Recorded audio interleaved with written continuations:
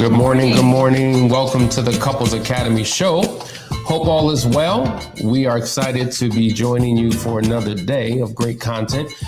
We are headquartered in Atlanta, Georgia. That's our world headquarters. And every morning we come to you for about 30 minutes to empower you with information, inspiration. But we hope that you take away some personal application to change your life, to change your relationship. And so today we're excited because we're talking about a topic that is so necessary. Absolutely. Something that we see many of our clients struggling with. Yes. But as we're coming in, I just want to make sure that you are liking, sharing, and subscribing. Don't let your friends and your family miss out on this good stuff. You know a lot of couples that are going through every day.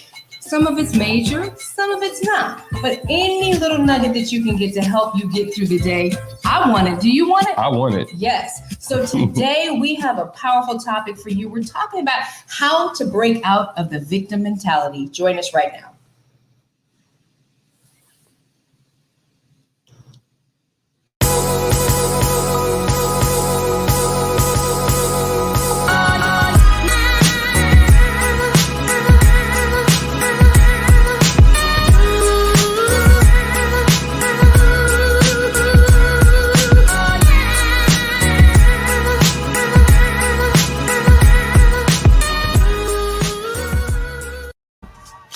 All right, guys. Good morning. Good morning. We're dialing in. Everybody. We see you guys are coming in. Clarence, Latasha, Stephen, and Constance. Glad that you guys are back. Yes, We're talking you guys are about our early risers. Dee Dee's here too. Let's not forget Dee Dee. Thank you guys for joining us on time, early, being here to support us every day. Don't forget to like, share, and subscribe. JD and Jay. Good to see you. Good to see you. We're waiting on you, brother. So we're talking about how to break free from a victim's mentality. And this is so critically important because a lot of times we can be victimized by hurts and pains and betrayals that take place in our relationship, but the mentality keeps you in that place. I remember listening to Al Sharpton give a speech many years ago, and he said something that, you know, it's not like he came up with it, but he said something. He said, listen, if I come over to you and I punch you in the face and knock you off your seat, that's my fault. But if I come back a month later and you're still on the ground, that's your fault. That's wow. And so in essence, let that sink in. You know, because there's a certain mentality that wants to stay on the floor, that wants to get the attention, that wants to have everybody else come to their aid and to their rescue. And for some, you're going to be waiting a long time. And so there's a role and responsibility that you as the victim have to play in order to get out of that situation. Now, if you're married to the person who has hurt you, he or she has their role to play as well. But guess what? You can't fulfill their role. They can't fulfill your role. It is two people working together to bring about healing and to bring about restoration. And that's what we're talking about today. Sometimes you see that hindrance too, that within a couple, you know, somebody's doing all the right things and the other one just can't get past what happened. They're not moving past the hurt, the pain, the memories, the thoughts. And there is a lot to be said about triggers and things of that nature. But even those things are within your control. Only you can get a handle on your triggers. That's the thing that people don't want to understand. Like, I think what happens is that we start to say, you know, I'm triggered, as if there's no control, like I have nothing to do with it, and I'm going to be a victim with this for the rest of my life. And the truth is that your healing is your choice. And I think a lot of times we don't make the choice to take the steps that are required to move towards healing, to move past triggers and all these things that come with hurt, because there's too many benefits to being hurt. I mean, I get to be the victim in so many other things. And if I make the choice to heal, if I decide to get up, to your point, and not stay knocked down, now the onus is on me. Now I've got to make a lot of decisions, and I've got to stop pointing my finger at you. Right. And so we see how people take the victim mentality, not, you know, far out beyond relationships. People have that in life where they're always blaming everyone else for their situation. They're blaming their mom and dad. They're blaming the government. They're blaming the man. They're blaming the system. They're blaming the boss. They're blaming whoever. And what that does is it robs you of your own responsibility. It does not hold you accountable. And there's no pressure on you to grow and to develop. And so we all are on the path path to personal growth and development, or should be. But the victim does not do that. The victim remains stuck in their situation. Yeah. And so that's why it's so critically important that we have this conversation. And we want to let you know, like, if you are in need of help, call. That's what we're for. Go to couplesacademy.org, set up a free discovery call. Maybe you want some individual counseling to overcome your situation. You can do that. Maybe you want some couples counseling. You can call in and do that. We're here. But now what we're doing on this show, we're taking calls. So you can actually dial into 678-200-8996. That's once again, 678-200-8996. And would love to join you in on this conversation. We do have one comment from Joanne, sending positive vibes, blessings, and spirit of abundance. Thank you for being here. Joanne. My husband and I of 31 years have committed this week to listening to your program to manifest positive changes. Boom, Joanne, we love to hear that. We love it when couples watch as a couple because there's so much you get out of it. We talk about drinking from the same well. When you both are drinking at the same time, you both get aha moments, revelation, insight, transformation. And so it's a beautiful thing. But let's get into this topic. We want to talk about first, we're probably going to do a 2-part series on this because there's so much to unpack. But what we want to talk about today is, what are the benefits of being a victim? Because if being a victim or having a victim mentality did not have benefits and rewards to it, people would not do it. And we find that people remain stuck in their space for a multitude of reasons. So let's go through this list. Number one, we see that, not having to take responsibility for anything is a major benefit of a victim. Absolutely. You think about it. If you hurt me and all I got to do for the rest of my life is sit around and make sure that you are responsible for my pain, the onus is not on me. I could play that victim role up and down. I could be sad. And you'll see this sometimes that, and we talked about this earlier, that sometimes we have couples that the one partner is always pretending to be sad every time they walk in the room. Why are they doing that? Because they want to get the attention. I don't want to actually have to have a sunny day with you around. When you're around, everything's sad. Then when you turn your back and you're talking to somebody else, everything's okay again. Right. Exactly. Yeah. Exactly. Like this whole responsibility thing.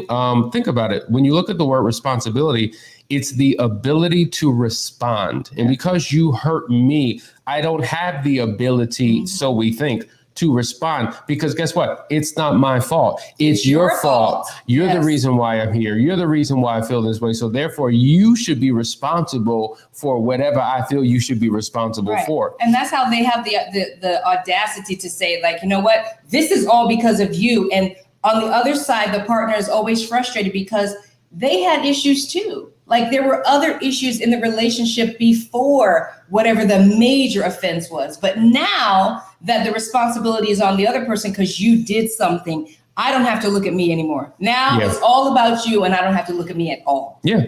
Let's go to the second sign of being a victim in terms of the benefits.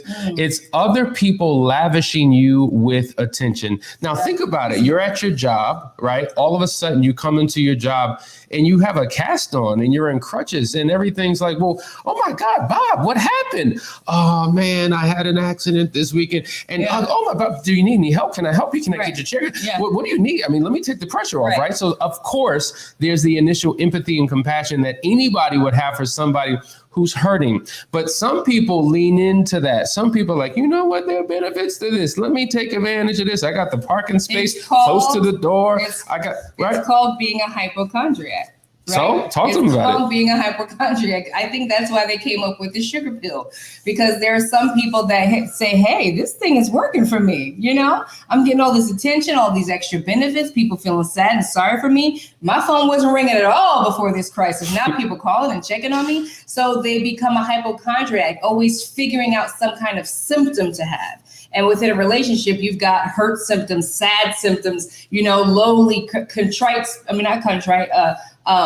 melancholy spirit. You just melancholy all the time. So those symptoms are gaining you the benefits that you want in your relationship. And the next one's very similar. Other people feeling sorry for you. I mean, that's pretty much saying the same thing that, if I've been hurt by Hassani and I've gone to all my friends and family, everybody's going to be like, girl, I know. Could you believe that? And that feels good because now you're getting your ego stroked by someone, because the person in your household, you're angry with them. You're not getting any connection with them. So you turn to everybody else to get the support that you need. Absolutely. So if that's you, I just need you to be honest. I need you to self-assess, because it's easy to say, that's not me. Because what we have a tendency of doing is in these sessions, we want to think about our spouse and what they're not doing right and how they're not showing up. But sometimes, you have to look at yourself. If I am the one who has been victimized by anything in this relationship, am I walking around with a victim mentality? Am I holding on to that? Like when you can have a healthy conversation with your partner and close friends, and they can be honest and real, maybe there's a little bit of truth to that. And there's something that you need to begin to work on, right?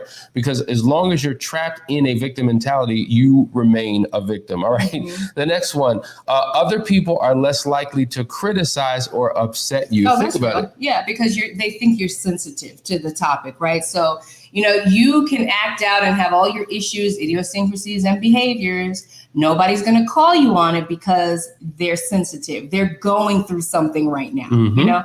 They're already going through so much. I don't want to say anything about it. So it's almost like a hall pass, right? You get to get through all your behaviors and nobody's going to call you on it because you've been hurt. Absolutely. We have a comment from Jaleesa. She says, staying the victim keeps you from growth and your victory. That's so very true. You can either be a victim or a victor. Yeah. Right. At the end of the day, if you're going to be victorious in your life, victorious in your relationship, then you have to give up the victim mentality. You can't hold on to both because they're completely opposites. So that's really critically important. LaShawn says, you guys are reading my mind. Great topic. Well, we appreciate that for us to be able to talk to you about this. So we have another comment from Facebook user. It says the steps will help with any kind of trauma or hurt. It can help you become more of a survivor than victor. That's so true. There's so many of us that go through so many things in life that we need help with. Thank you. Yes, this is so true. I agree with that so much that, whatever you're going through, your trauma can actually make you more triumphant and victorious.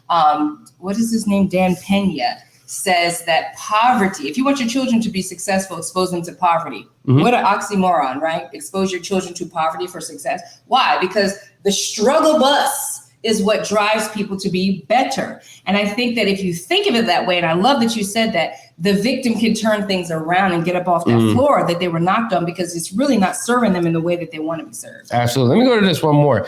David Hart says, I don't think it's a victim mentality. It's just real pain. Let me speak about that because we all go through pain. One of the recent incidences that I can reference is, my dad who had to go to the hospital, have a surgery done.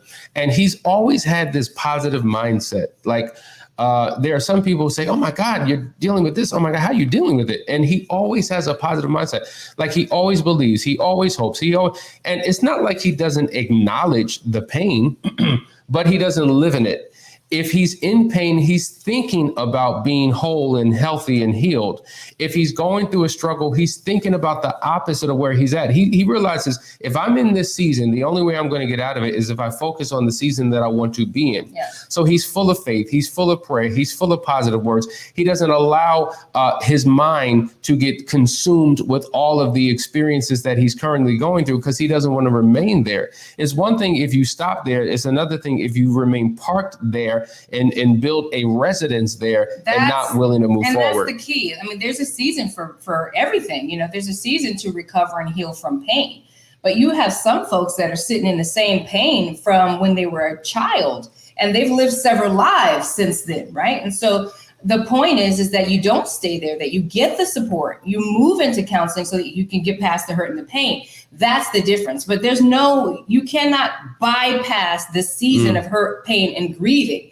Go through that season, just go through it well so that you can move past it. Absolutely. We have another great point. It says that in terms of some of the benefits of staying a victim, you have the right to complain. And I think this is a really powerful one because particularly in a relationship, if you upset me, if you hurt me, I have a right to tell you how I feel. I have a right to tell you what's on my mind. I have a right to see my anger or to be sad. But guess what? You don't have rights. You don't have the right to be upset. You don't have the right to have feelings. You don't have the right to have your opinion. You don't have that right because you're responsible for why I feel the way I feel and what I'm going through.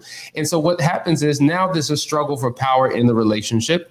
And when a person, listen, I may have caused the offense, but I still have legitimate issues and concerns that need to be addressed. But what happens is no matter what I bring up, it's shifted right back to what I did. And so therefore all my rights are taken from me. And that creates a huge huge problem in a relationship because it's like, well, how do we move forward and how do we heal and how do we get better and how do we address all of these other issues? So they remain unresolved. They're swept under the carpet. And so the only attention is given to you. And that's a major problem in a relationship. And so that's why we need a level of balance. All right, we have more comments.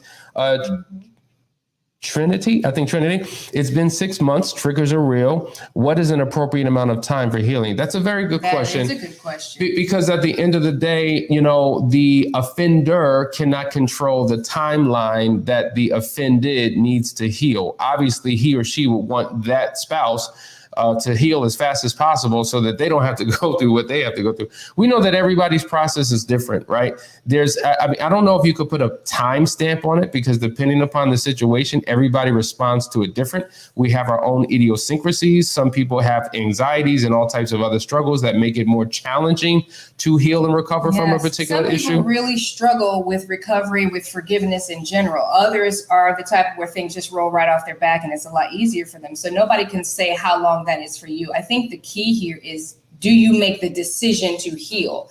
If you're somebody who has sat in indecision on that, who is deciding to stay in victimhood mode, then now you're stagnant, right? But if you're really experiencing real trigger, real hurt, all that stuff is real. You just need to get yourself into a process of recovery. And there are actual steps to take to do that so that over time, you will get better. And I think that is really important for people to understand because I talk to a lot of folks who actually think that triggers are just their plight in life. They're never going to be able to overcome these triggers. And it's just not true. There are things that you must do. And the first thing is to make a decision.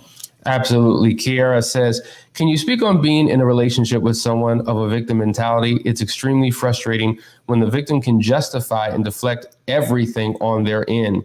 And that's exactly what we're talking about, right? These benefits that a person who has a victim mentality will go to. Now, understand, we don't want to give a false impression as if you cannot be victimized in your relationship. Many of us have been victimized. We've suffered something. We've been hurt. We've been betrayed. Something has happened, but you do not have to stay there. One of the things we talked about the other day in the book, The Audacity of Marriage, we just mentioned this. There's a chapter entitled How to Heal the Hurt in Your Marriage. And in there, it says, the question is not what do you do if you experience hurt and harm in your marriage? The question is, what do you do when you experience hurt and harm in your marriage? Because it's going to happen just like it happens in life. So it's almost like if you're a person who has the belief that nothing is supposed to go wrong, everything is supposed to be well, then guess what? When you face anything, it's going to knock you off your feet because you weren't in preparation for it. But if you realize it's a part of life and it happens, and when you fall down, you get back up and you keep on going, that's the winning mentality that you have to have. Yeah.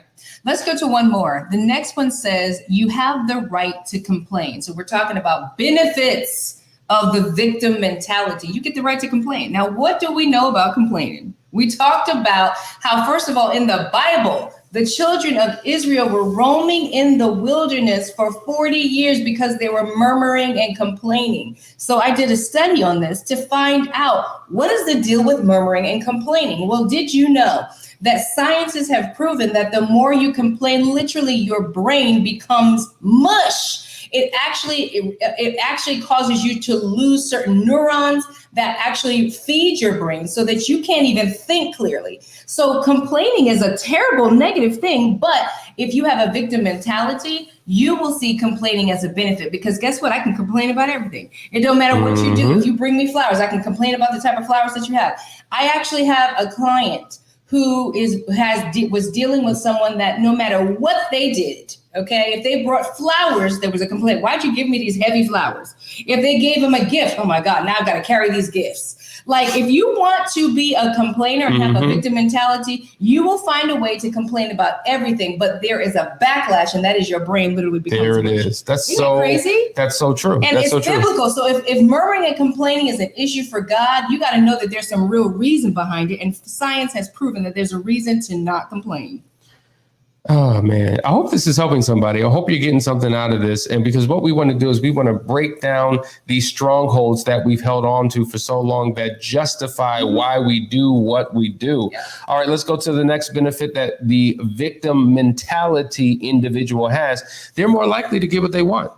Like if I'm complaining and if I'm making it about me, and if I rob you of an ability to have a feeling or an opinion, and I have the right to have certain needs met and the right to complain and you don't, then whatever my request, dare I say demand, most likely there's a higher probability that's going to be met because it's listen, whatever I need to do to get you to a better place, I'll do it. What do you want? Okay, that's what you want. Fine, I'll do it. Tell me what, okay, I'll do it. And I keep doing and doing and doing and doing. And then you realize, wait a minute, there's benefits to this. I don't have to get better. I don't have to heal. I can stay in this spot because now I'm getting finally what I want. So now you're leaning into something for the benefits and rewards. And it's not mutually beneficial for that particular relationship. It's almost like you're holding your partner hostage to what they did, knowing full well they are trying, they're doing better, but still, if you actually let them off the hook, look at all the benefits I'll lose. I can't control them with the past offense anymore and get them to do whatever I want to keep me happy. So I'm just going to stay right here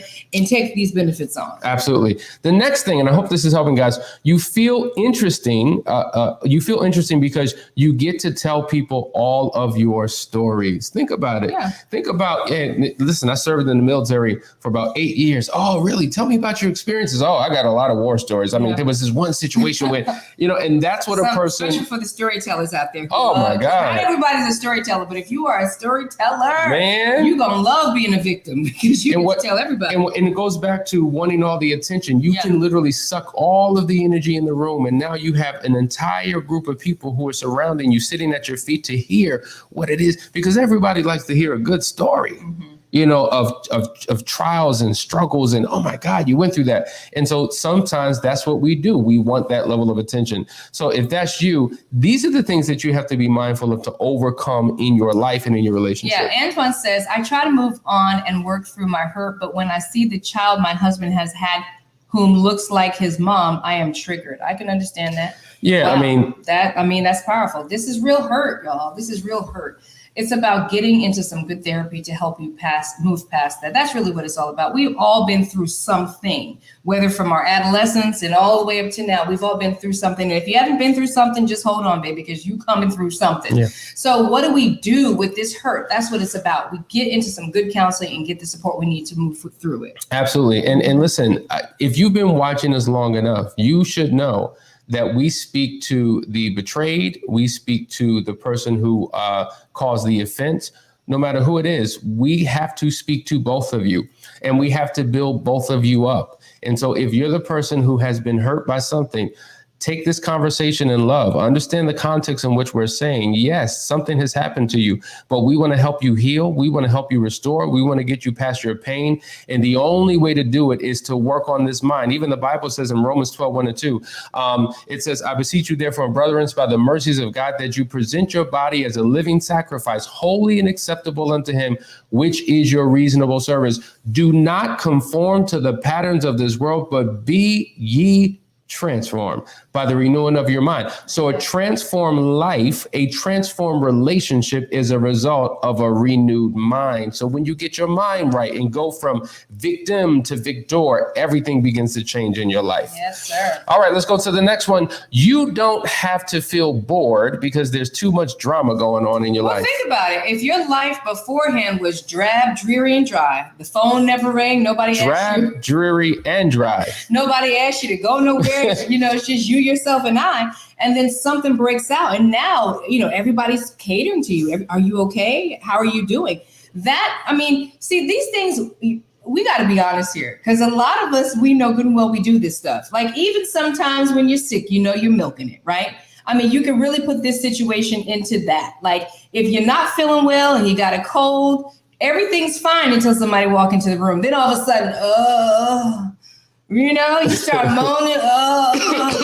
Before that, you were just fine. And so it's more exciting for you because maybe things weren't popping off before. And now you have all this attention based on the crisis that you're going through. So you hold on to that. Absolutely.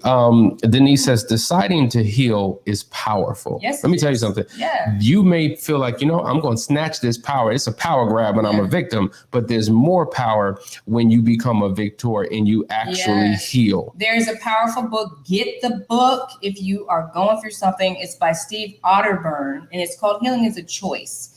And it's basically talking about 10 myths and 10 truths about healing and recovery. It's transformational. It'll take you through a journey of digging up some stuff that you really need to deal with.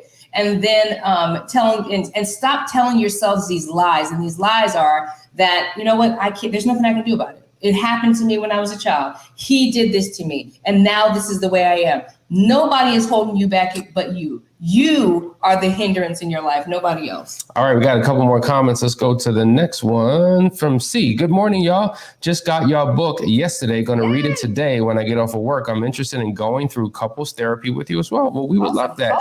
It's a great book, guys. Listen, get it. The Audacity of Marriage. You know, people have been, we're going to, listen, I'm talking to you for the first time about this in front of people. So don't be weirded out. But there's a lot of people who are asking for the audio book. They would like the Audacity Marriage in audio, you know, so I think we should give it to them. Let's do it. We're going to do it, folks. So get ready for that because some people love the audiobook. We need to make sure that we do that for you. All right. We have another comment. It's been a little while, over a year, since I found out about infidelity in my marriage. I listen to you guys every morning, and we're glad that you do. And continue to tune in. Another comment. Thank you, Danielle, for mentioning the other arm of healing, mental health therapy. Counseling is a process too. Find a good fit and don't settle with any counselor until you're feeling the healing. So very true. Thank you, Callie Mae. We appreciate that comment. So very true. You have to go through a process. That is what's necessary to take your relationship to the next level. I think we have one more. One of the benefits of being a victim, you get to avoid and bypass anger because you're too busy feeling sad. Too busy feeling sad, you know, because I think what happens when it comes to anger versus sadness, anger moves people away from you, right? Mm-hmm. If I'm angry, I'm seething, I'm mad. Nobody wants to be around an angry person. But think about a sad person. Mm-hmm. You draw to a sad person. You want to wrap your arms around a sad person. You want to grab some tissue for the sad person. Can I rub your feet? Can I make you some soup? What do you need? So I think that people are playing up sadness because they really are angry. And actually, anger is a part of the process of healing. You need to know that. Now, how you handle that anger, that's a different thing. But anger is a part of the process of your healing. And so if you suppress your anger to play up sadness for attention, you're stuck. Absolutely. Guys, I hope these steps are helping. We're giving you all of this information that will help you to understand how you are showing up as a victim and what to do about that. Now, we're about to go to a quick commercial break because there's some announcements of some things that are coming up that we want you to participate in. Hang in there. We'll be back. Hang in there. We'll be right back, guys.